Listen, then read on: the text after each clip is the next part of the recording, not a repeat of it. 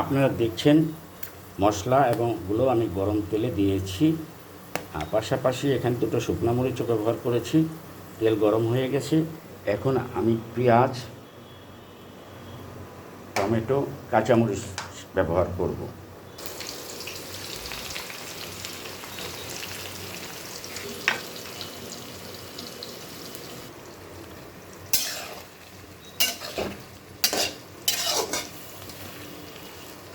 আমি তেল ব্যবহার করেছি ফরচুন রাইস ব্র্যান্ড তেল। আমি পরিমাণ মতো হলুদ, শুকনো মরিচের গুঁড়ো সামান্য পরিমাণ ব্যবহার করেছি।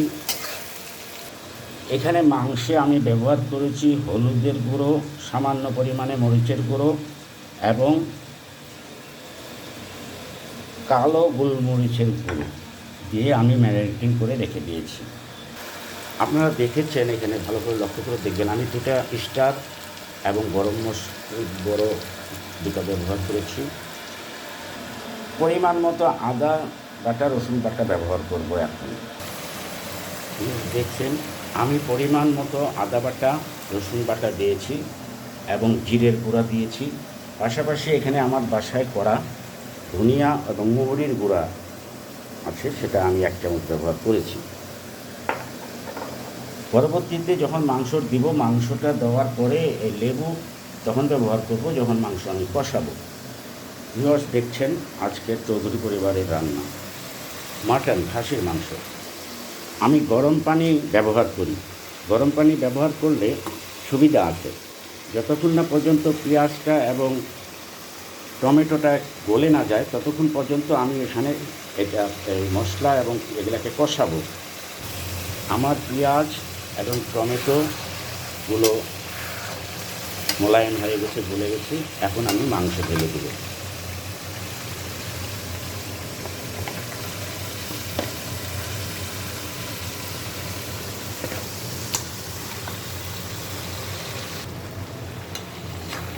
মাংসটি আমি ভালো করে মেখে এখন আমি 3 থেকে 4 মিনিটের জন্য ঢাকা দিব, যাতে পানিটা মাংস থেকে বের হয়। খাসির মাংস রান্না করা কিন্তু যারা করে, গরু মুরগি যে আছে তার চেয়েও কঠিন। মুরগি যেমন সহজে রান্না করা যায়, বা গরুও আপনার একটা সেদ্ধ হলেই বা একটা কষালে গরু হয়ে যায়, কিন্তু খাসির মাংস টেস্ট করতে গেলে এখানে অনেক কষ্টসাধ্য এবং তারপরে সৌন্দর্য হয়।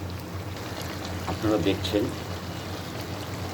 মাটন রান্না আমার কাছে। আমার মাংস পানি ছেড়ে দিয়েছে। আমি 3 মিনিট পর আবার ঢাকনা উঠিয়ে দেখলাম যে মাংস পানি ছেড়ে দিয়েছে। এখন মাংসটি আমি একটু নাড়াচাড়া করে আবার ঢাকা দিব। ভিউয়ার্স আপনারা দেখছেন খাসির মাংস রান্নাটা আমার তেল ছেড়ে দিয়েছে। এখন মাংসটা আমি কষাবো।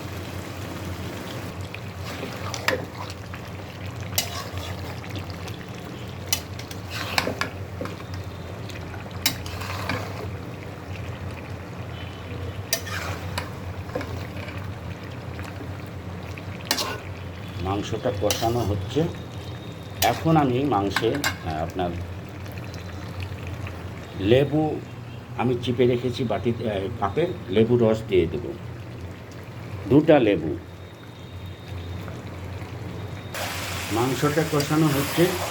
আসলে রান্নার বড় জিনিস হলে যে কড়াইতে কষানো, আপনাকে সুন্দরভাবে কষাইতে হবে। এই কষানোর মধ্যেই আসলে খাসির মাংসের টেস্ট। আমি এখন সামান্য পরিমাণে জিরার গুঁড়ো ব্যবহার করব। আগে দিয়েছিলাম, আরেকটু এখন দিব কষাবার সময়। সোয়া সস, সামান্য পরিমাণে সোয়া সস ব্যবহার করব।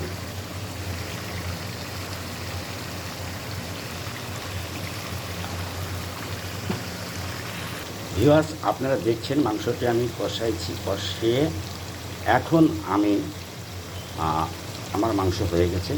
তারপরেও মাংসটাতে আমি এখন গরম পানি ব্যবহার করে ঢাকা দিব বেশ কয়েক মিনিটের জন্য। আমি গরম পানি ব্যবহার করলাম, নাড়াচাড়া করব। আপনারা দেখতে পাচ্ছেন,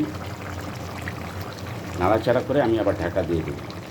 আপনারা দেখছেন চৌধুরী পরিবারের আমার রান্না। আমি ঢাকনা উঠালাম, প্রায় 5-6 মিনিট পরে আমার মাংস